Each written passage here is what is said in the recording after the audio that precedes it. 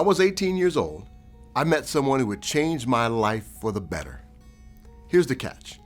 We couldn't have been more different as people. John was a white man from Great Britain. I was a black kid from Cincinnati, Ohio. He was old enough to be my father, and I played more basketball in one weekend than he had his entire life. I called July 4th Independence Day. He called it Rebellion Day. But we both loved the Proverbs, and we both called Jesus Lord. John would regularly stand up on my behalf to tear down man-made barriers that tried to keep me from being who God destined me to be. Over the next 30 years, we would transcend cultural norms and become family, despite our racial, ethnic, and generational differences. In America, the pandemic and political or racial tensions over recent months have made it easy to feel disconnected or fragmented from others.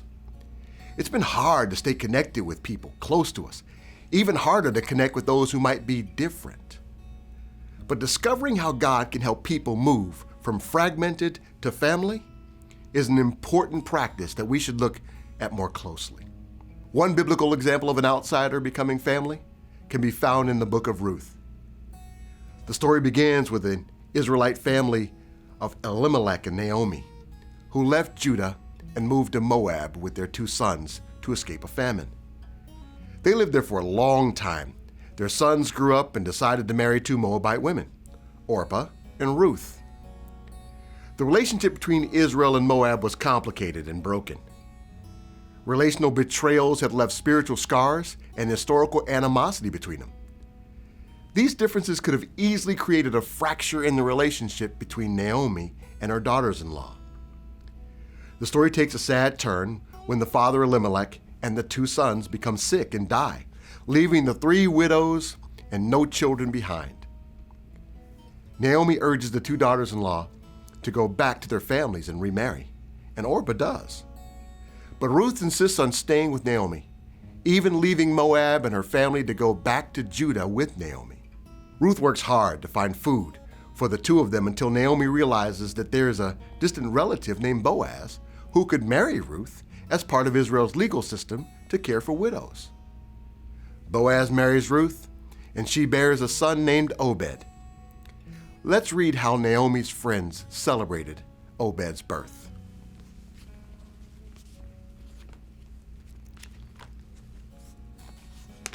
Then the women said to Naomi, "Blessed be the Lord, who has not left you this day without next of kin. And may his name be renowned in Israel. He shall be to you a restorer of life and nourisher of your old age. For your daughter-in-law, who loves you, who is more to you than 7 sons, has borne him." This son was the grandfather of King David and part of the lineage of Christ. The foreign woman Ruth was an outsider, not part of Israel's culture or religion, but God chose to include her in Jesus' ancestry. In a society where sons were prized, the Israelite women praised the outsider Ruth, saying that she was better than 7 sons. Ruth's love for Naomi was widely recognized and appreciated, and Ruth became like kin to Naomi, regardless of their religious or cultural differences. This example of love and kinship between 2 women from different cultures can instruct us today. Because God saw fit to include an outsider in Jesus' heritage, we understand that love transcends differences. Family isn't just restricted to blood relatives. Because of Christ's divine love, we are united in one human family. Filled with the Spirit, may you have the heart of the Father to love one another, including the outsider, and embrace our diverse representation of the Imago Dei, the image of God. I'm Jeff Broadnax, speaking of life. Thanks for watching this episode of Speaking of Life. We hope you enjoyed it. We'd love to connect with you. Here are a couple of ways. Subscribe to our newsletter, GCI Update, and like us on Facebook.